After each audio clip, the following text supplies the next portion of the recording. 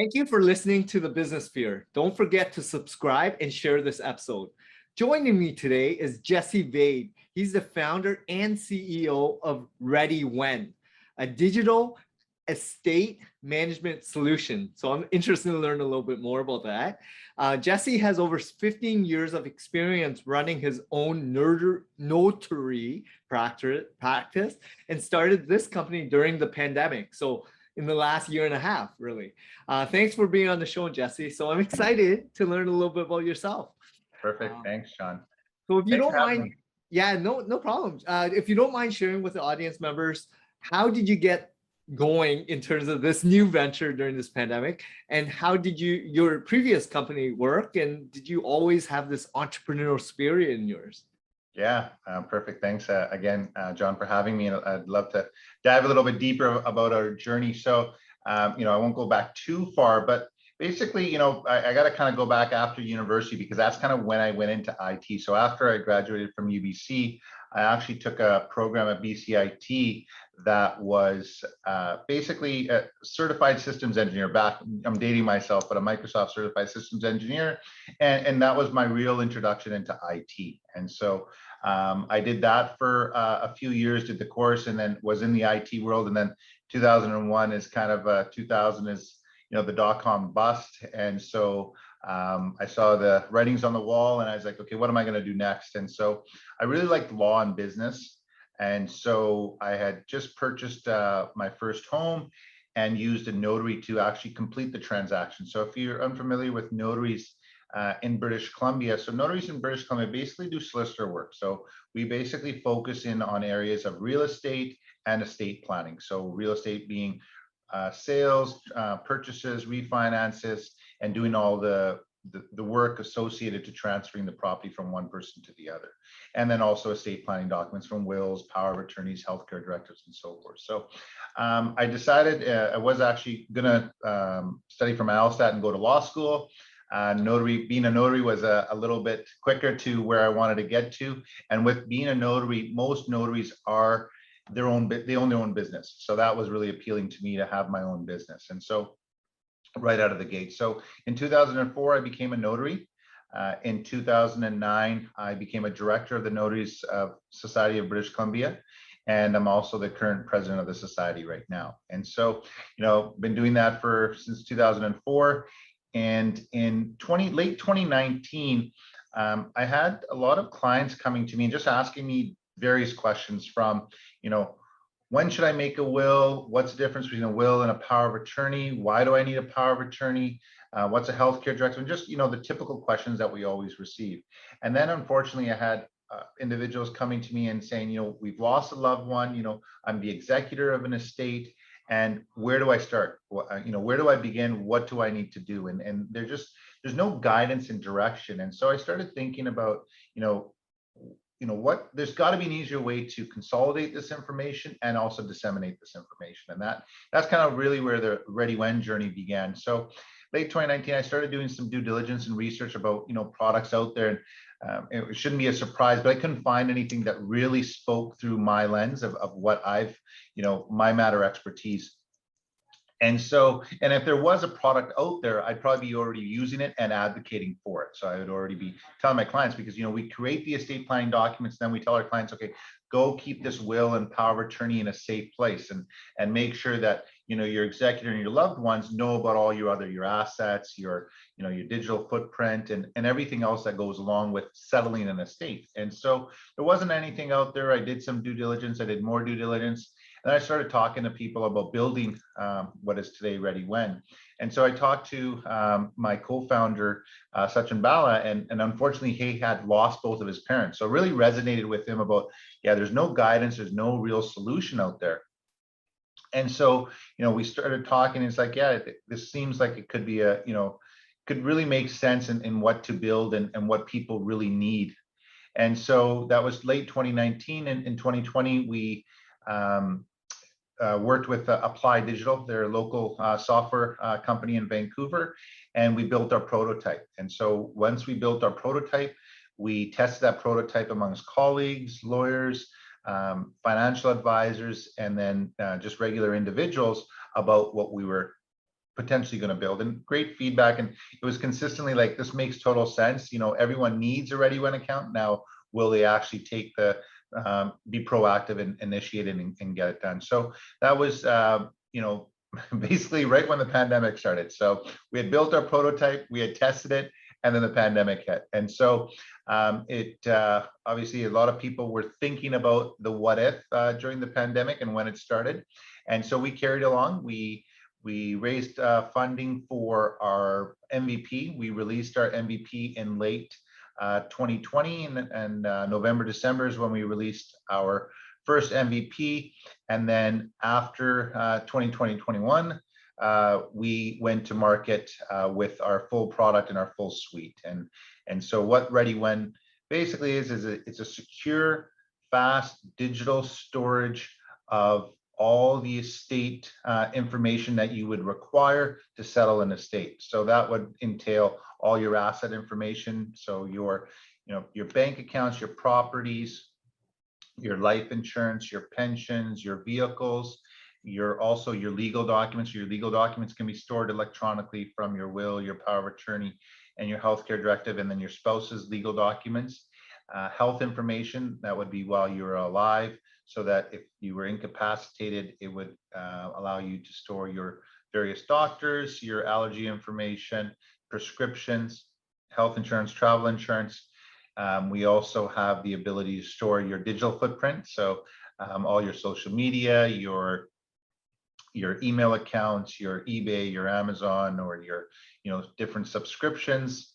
And then we allow you to share that information as well. So just a little bit, we'll get more into the product, but that's where it is. And so currently we have 600 plus, almost 700 users on the platform, really focusing right now on the legal and financial advisors, professionals. So our model is B2B2C with education for B2C. So we do have B2C for you to come on and test our product for free, and then we have a pro version. So I've been talking a lot, John, so I'll get you some questions there, but that's kind of where we're at today.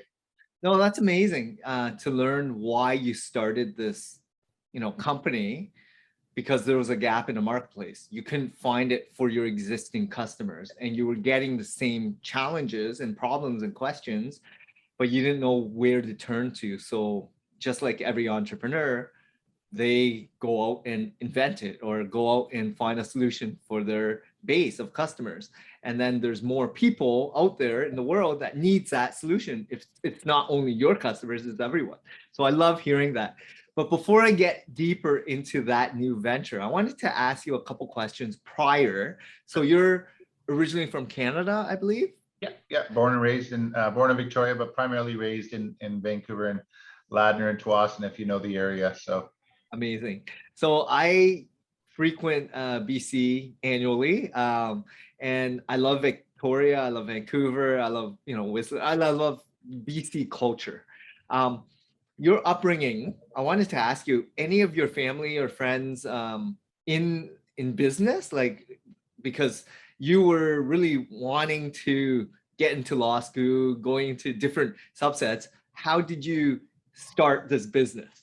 Yeah, so I mean, I also played volleyball, so that was one of my primary reasons going to university was to play for UBC, and I also played for UVic. So that was my primary reason to do any education, was being led by the opportunity to play volleyball. And I think with my circle of friends and family, even being in that volleyball culture, usually typically you see volleyball players that are pretty motivated to do something, right? May it be engineering or being a business or financial advisor or going into law. And so I kind of follow in the footsteps of a lot of my other friends and family in being motivated to do something, challenging myself constantly, right? And going out there and finding a career that was at least self-satisfying to a certain degree. And so my friends, a lot of my friends currently have their own businesses. So it's easy to get motivated by what they do. It may be, owning their own company and, being a professional, a doctor, a dentist, a chiropractor, or, owning their own company in a niche market. So, I'm definitely surrounded by friends and family that have their own businesses. I would say more than the ones that work for somebody else have their own businesses in my network of friends and family. No, that's great to hear, because you are the average of the 5 people that you spend the most time with. Yeah. And it's hard when you're younger, in your 20s, and you don't know what direction you want to go, right? Correct. And for all the listeners that are thinking of starting a business or just early stages, it's hard. Running a business is difficult. It's not for everyone. And you need to really focus on why you're doing what you're doing. Are you serving a need in the marketplace? Are you really adding value? Are you really servicing yourself for a better, life? Are you doing things that you actually enjoy doing, right? So how did you come into like notary and running that business versus, did you work under someone before you started to see how it worked to then become, the president in BC? And do you still own that company? Yeah, so before I was actually in IT, and I left. I was at a .com company. Then I went to BC Rail as a business analyst, and that's when CN was our BC Rail was potentially going to be bought out, and so I know the writing was on the wall there. So I got into the notary program, and I started by articling, working with another notary. So I worked with Nancy Schick in Richmond with the intention that I would have my own practice, but I wanted to get my feet wet and so forth. So I think it was the best thing that I ever did.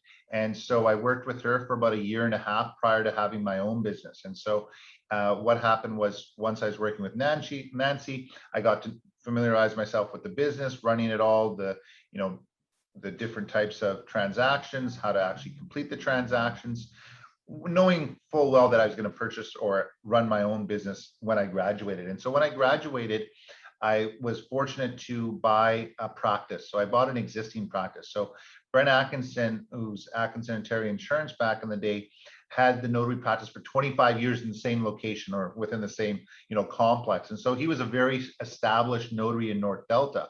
And so when I came in and basically wanted to purchase his practice, it wasn't more that I was looking to interview him. He was actually interviewing me. So he interviewed me, not that he wanted to, sell it and make the money. It was all about him ensuring that his client base that he had built up over 25 years was going to get service and was going to get service well. And so it wasn't a matter of him selling to, I want to sell it to the highest bidder. It was like, I'll sell it to the person that I feel is going to service the clients that he's been servicing for 25 years. And so it was a great fit with myself and Brent. And so I purchased a practice from him and literally hit the ground running in August of 2004, whereby we started servicing the local community here of North Delta and Surrey and Delta as a whole. And so that was kind of, how we began. And so, I've been fortunate to, almost 18 plus years practicing in North Delta and Surrey, and really servicing the clients that, this product ReadyWhen we built for as well. And I continue to have the practice as of today. I do have a notary that kind of runs the notary practice now. And, I've got 9 full-time people on ReadyWhen, plus we have a couple of contractors. And so my focus day in and day out is ReadyWhen, with assisting the notary that runs the notary practice. I'm still in my office day in and day out to answer any questions on that side, but the focus still is on ReadyWhen today. So, you're right when you say about being an entrepreneur and working hard.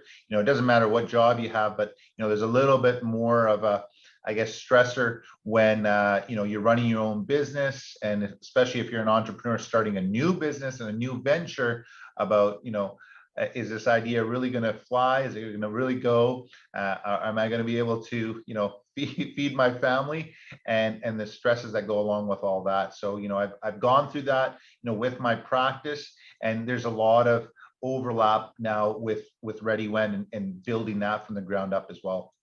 And I love how you have gone through strategically on not just your career, I would say, like when you pivoted and you were sports, right? Like the whole work ethic mentality to lead and train and, make sure that practice, because I was volleyball, basketball guy too. In high school, I never went to university for that. I just was happy to go to university first off.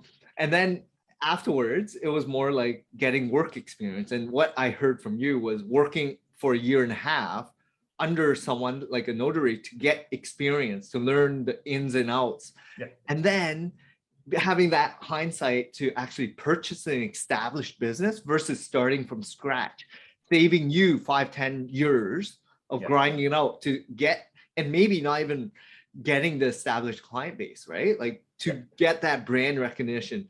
You shrunk time out of that. Like I look back at what I did, and I've been running my agency for 9 years, but if I were to buy a business, it would have shrunk 5 years of my life, right?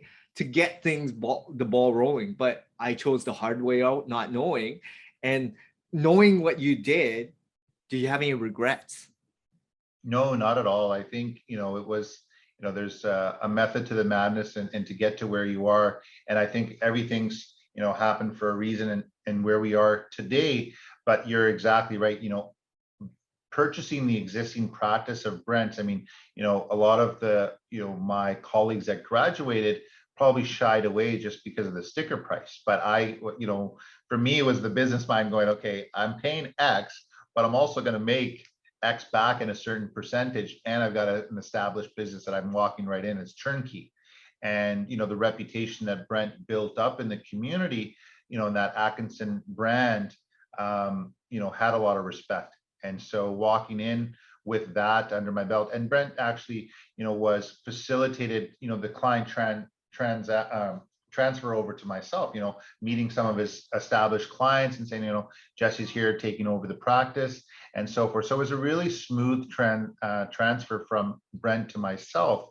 But overall, I wouldn't really change it at all, because I had that, revenue coming in the door. And like you said, you're right, probably saved myself 5 years of grinding. And then, the terms were very favorable as well, what Brent set up. Again, it wasn't about money for him as much as it was ensuring that his clients were serviced and serviced well. So, setting up the financial structure of me buying the practice was, secondary or even down on the ladder for him. So he wasn't going to make me starve to purchase his practice. Let's say that. Yeah, and that's great to hear. Were there people instrumental for you to purchase an existing business versus trying to start your own or work under someone else? Because you did work under that other company for a year and a half. Because obviously there's different options, right? When you're in your 20s and you're getting established, right? Getting some skills, harvest. Yeah. Why buying versus starting your own versus working someone out and then moving up the ladder? Yeah, and I think, for myself, I was raised by a single mom. So I think the biggest factor of where I am today is my family, my mom, my sister, and my brother. And so, they've assisted me financially, obviously emotionally and mentally, to, I guess, basically to, build who I am today, right? Like, really fostering a lot of those work ethic, the motivation and all that stuff from a young age. And so, they were, when you say instrumental, they were definitely instrumental into, getting that notary practice off the ground, purchasing the notary practice. And again, Brent, I've got a mentor in Chris Dupuis, who's a fellow notary, and, having, Chris and my family, and Brent, I think those were, some of the individuals that are very instrumental in really starting the notary practice from when I took it over from Brent. And then, there's obviously other names that I could mention as far as mentors and people that assisted, but those were the ones that really started, getting my practice off the ground. I had, the existing paralegal that stayed with me. And so she was obviously a big assistance in getting the day-to-day operations. And so, and then, I think it's a lot of those personal traits that I think I inherited growing up playing sports and the surroundings that I was in that really played, I use this often, is that losing isn't an option. It's like, I said that to Brent when I came in. It's like losing isn't an option, and even with ReadyWhen, losing is not an option. We're going to do whatever it takes to win. And it might be, some might call it arrogance, and some might call it motivation, right? And so that's the kind of the philosophy that I go with, is that whatever I'm going to do, I'm going to do it as hard as I can, and ensure that I put in the full effort. And so that goes with the notary practice, and doing, I think, a fairly decent job of servicing my community over the years, and then cross over to ReadyWhen now. And I love the fact that you're talking about like your social network of people, right? Mentors, family, which is fully why you're doing what you're doing, to support them. And there's always going to be people instrumental at different stages of your life. Coaches when you're in sports, mentors, or even managers or business owners throughout that career, I would say, business career. And then of course, family along the line, right? Always constantly there. So I love you mentioning that. And I wanted to ask you, like, throughout those 15 years and plus running this notary, there has to have been challenges, right? There's always ups and downs. How do you stay focused to really have that mindset of, this is what I'm going to keep doing for however long? Because every entrepreneur gets stuck somewhere. They either want to continue growing, scaling, multiple offices or whatever, or they get bored. So how do you stay focused on doing the best job you can to continue doing it? Yeah, it's a great question, John. So, for myself, the market, if you go back in time and look at 2004, and you look at the real estate market in BC, there's highs and lows constantly. I've probably hit, 4 up and downs in the market, lows in since 2004, which, were very scary at times. But it seemed like after I'd gone through one, that I knew that anytime there was going to be a downturn in the market, it was only going to last a few months. And that's pretty much all the times that we've had a down market in BC. It's only lasted 3 to 4 months, and then it's rebounded, and actually it's increased, right? So, you always know that there's a light at the end of the tunnel, but there's definitely times when you're looking at it, you're going, what am I going to do here? Because the market has turned, and how long is this market going to turn? Because BC notaries are majority of the BC notaries are heavily reliant on the real estate market. And so the real estate transactions, BC notaries typically will do, anywhere from 65 to 70+% of the transactions in BC go through notaries. And there's only, around just over 400 of us that complete those transactions. And so, we're heavily reliant on real estate. So when there's a downturn, you're always like, how long is this going to last for? And I think for myself, what do I do to stay focused? And, again, tenureship of being in this office, like myself, almost 20 years, Brent being 25 years. So, you've got 40+ years of a notary being at 80th and Scott Road, right? And so people know that there's a notary here. So, there's always people coming in and asking for help in a wide array of transactions, and knowing that when there's a down market, there's always something for us to do, and we're always servicing our community, right? And I think people coming in, buying their first home, seeing their faces of being able to, having that accomplishment, and assisting them with getting to the point where they can purchase that home. For family members, assisting their children now purchasing homes. So I've done the transaction from the parents. Now the children are coming in and buying their homes through me. And then unfortunately losing loved ones as well, right? Some of my clients that I've done estate planning for, passing away, and then their spouse, their children coming in and asking for assistance. So you're really going, that circle of life of helping, your clients with potentially the largest transactions that they're going to do in their lifetime, and we're facilitating that. So, it's really nice to be able to be a part of that process and helping, my community, ensuring that, they're getting that level of professionalism and completing their, whatever transaction they might require. And that's where I think, for you, it seems like you relish, right? To be able to support, help other people throughout every stage of their life, right? From, great, amazing, emotional, getting married, buying a home, multiple investment properties or whatever, to potentially at the end of their life stage, right? And then of course, when it's generational, it's even more rewarding because people remember you, right? So word of mouth, referrals, and then within family, it's amazing. So I love hearing that, because a lot of people go into business or have different professions, they don't really enjoy it, right? Like they go doing it for certain reasons, let it be like financial or different reasons of why you do certain things, right? Like you go into engineering, you go into professional dentist, doctor, whatever. Do you actually enjoy it, right?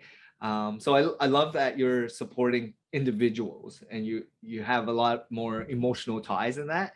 Um, if you don't mind sharing, I was gonna ask you about the mentors, because there's people instrumental in that whole transitional period. Were there people in particular? I know during that transaction, right, buying the business, that person who sold you, he was there still with you, right, to guide you throughout the entire stages. Were there other people, like other business owners, that you kind of ask questions, because the whole new subset in this life journey, right? Business ownership's hard. There's so many different parameters, from operation, HR, managing processes, to learning about suppliers, everything. How did you go about trying to figure it all out? Sure, I think you have to have mentors in different aspects. You can't just say, well, I'm going to have a business mentor and that's it, or I'm just going to have, personal mentor and stuff. So, when you talk about, my playing days, one person that was instrumental is Sharon Carter, and she was my high school coach. And then, many years I actually ended up coaching with her, and she's a personal friend, and I would consider her a mentor too. Just really, creating, I guess you want to say, or really installing a lot of my characteristics at a young age. She coached me since I was in grade 9.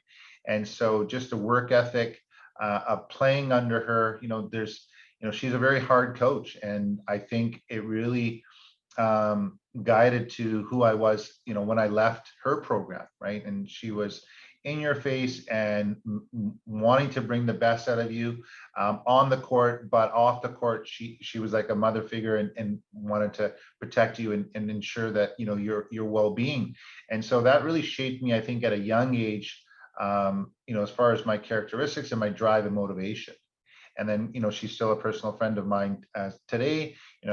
I'm able to call her if I need anything, or vice versa. So I think that was kind of, the starting of, some of the characteristics of myself, and being motivated to run my own practice. And then when I purchased my practice, I would say, Brent Atkinson, who I purchased the practice from, he was there and ensuring that, his clients were taken care of and answering any questions.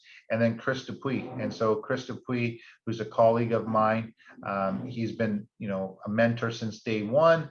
I literally began, being, great friends with him when I first became a notary. I literally, the first conference we met and we started talking, and he literally embraced me and brought me in and said, I'm going to be here to help you, because he has had mentors himself. And so he knew, what we go through and how to guide me and so forth. And then, there's other, mentors as far as friends of mine that have run their own businesses. And so I can, there's a business side. So you've got the business of being a notary. So I can talk to Chris. And then I've got other friends that, may it be, they own a security company, from dentists to doctors, and just bouncing sometimes business thoughts and questions off of them. So I think I've been very fortunate and lucky to have individuals in my circle that, if I require guidance, that they're there for me. And we're, amongst our friends, we're all wanting to see each other succeed. So there's never a time where they're not going to answer a question, or vice versa. And that's great to hear, because a lot of people who are starting their journey, business ownership or getting into entrepreneurship, they don't have people that are going through the same struggles or going through the same perspective life situation as they are. Running a business, buying a business, being in operation of a business, because everyone is usually a professional, getting there's experience in place, right? So having that network of influence. And I love the correlation between sports. And I love the analogy of sports, right? Because you played volleyball, I play a lot of sports too, and I still do, just recreationally. But I look at like NBA players or NFL players, they spend 20 years getting the best experience, but when they get to that epic center of championship or Olympics just happened, right? And you look at Andre DeGrasse, everyone wants now to run, right? And yet he's been doing it for so many years. No one talks about all that years of grind, and they got coaches, they got nutritionists, they got that dedication of every day, that habit, right? Of skill set, mental fitness, and making sure that you're ready for that 10-second race. No one talks about it, right? So you just laying it down that there's people, there's the skill set, and they really guide you to become who you are today, because the values that they ingrained in you, the ethics, the work ethics, the mindset, and it was never really money focused. It's all about those other intangible stuff, which is the people around it. So I'm loving this conversation, Jesse, because I get you, because it's like, for me, very similar. I humble roots in Hamilton, grew up in Toronto now, and it's like, just hard work. It was like the people got me to here, and it's nothing to do with me. It's like, I just stayed the course, right? I just kept working. But it was ingrained early days, right? Yeah, no, I think, I don't want to just use the analogy of sports, because you could be, an artist or a musician, and regardless of what, activity that you excel at, you're right. No one sees the 10-second race. No one sees the 6 hours of training you do for the last 20 years for that 10 seconds, right? And so, for myself, that another thing that helps me is that training. I still like to work out. I still like to be active, and go for, now I started biking a little bit more, and it just takes my, when I played volleyball at a competitive level, is that you can leave everything at the door, right? You go in, you step on that court. If you're playing basketball with recreational with your friends, or you're going for a ride, or doing anything physical activity, for myself, that is is a happy place for me, right? I go out and I train, and I train hard when I do train, and put a valiant effort when you're doing that as well, and that helps me too, and it helps me focus, from vacationing with my family and my wife and kids, to working out. I think it's all those things that, you ask that question, what allows you to be focused when things aren't going well or things are going well. I think it's ensuring that I have a little bit of all that, right? It's not just all work. I was raised by my mom. I know the time and effort it needs to be spent, raising your children, to time with your spouse. So you got to make time for everything. But whenever you're spending that time doing that activity, be laser focused, and give it, that extra effort. And that's, I think, it's easier said than done. I mean, it's the cliches are coming out, but it's true, right? You got to be, you got to put time and dedication into whatever you're doing for, for those entrepreneurs, is that, nothing's going to be easy. No one's going to hand it to you. I mean, there's few viral products that get, unicorn status quickly. But, the other companies that do get unicorn status are the ones that are having, healthy exits or healthy IPOs. There's a lot of work and time and effort and energy, and a lot of people that, build that company. And for myself and ReadyWhen, it's not just about myself, it's about my team. And, I've been very fortunate to having an amazing team that's dedicated to ReadyWhen, and ensuring that we're building a product that's really going to help Canadians, right? And I think that's been the, focus for my team, is that, we believe that everyone, has an asset, has children, needs a ReadyWhen account, because we don't know when the inevitable is going to happen. And, my team is so about, building something that's really going to help people and make a difference in people's lives. And, we've installed that culture. It was really easy because they came in with that mindset. And, even before we started 2021, and the throne speech of 2021 is that, you're really going to see, someone, unfortunately, in not too distant future, is going to come and let us know that, thank God we had a ReadyWhen account, because, we lost someone, tragically, and we're in so much of a better place knowing that we know where everything is and we know what to do next. And I think, all the things that I've done in my career, this is really rewarding as far as what we've built at ReadyWhen.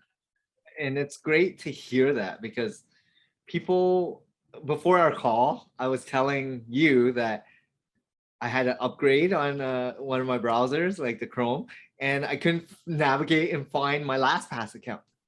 And this is a small little blip, but in reality, bigger problems when something happens with significant other, right? And you need access. And therefore, just like my LastPass account with passwords of every email and my Zoom account and everything else, I didn't know where to go, right?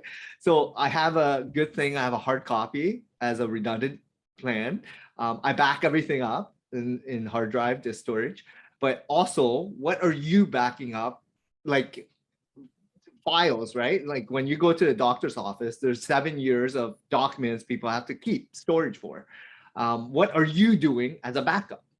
And this is what ReadyWhen, provides, right? At your worst case scenario, where a lot of people don't plan for things. But if you're proactive and you understand that, things like this happens, and it's the most unfortunate, and it's just like a will, right? People don't even want to create a will or think about a will, but the ones that do actually are planning for not just their next generation, but 2-3 years, generations down the road.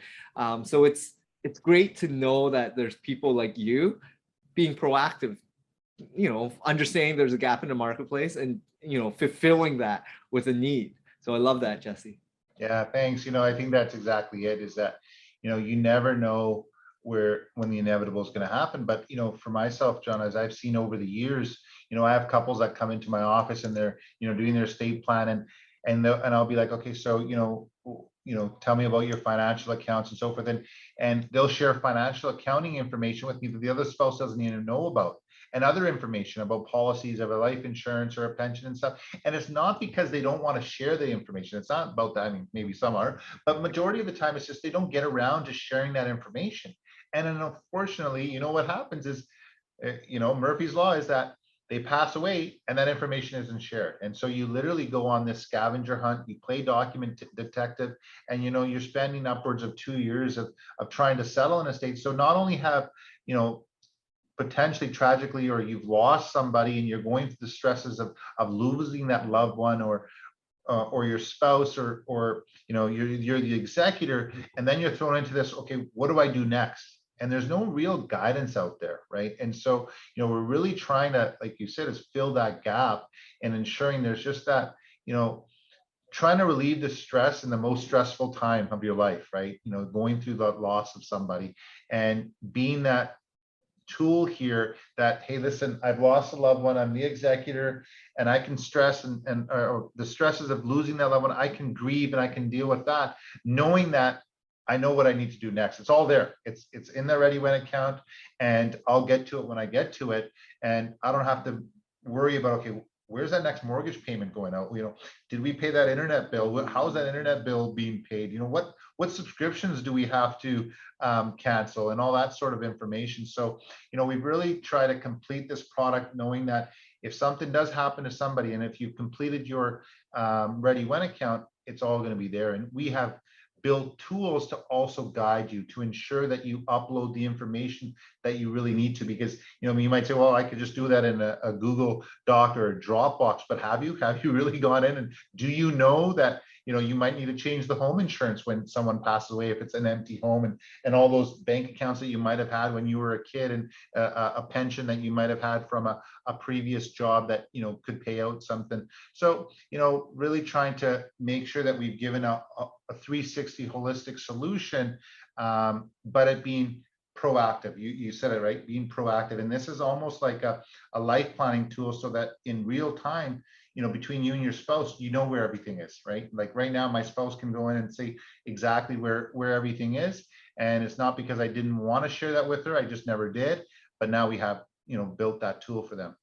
It's amazing. I love how you took action and started a SaaS business to without any SaaS background to, you know, make it happen, right?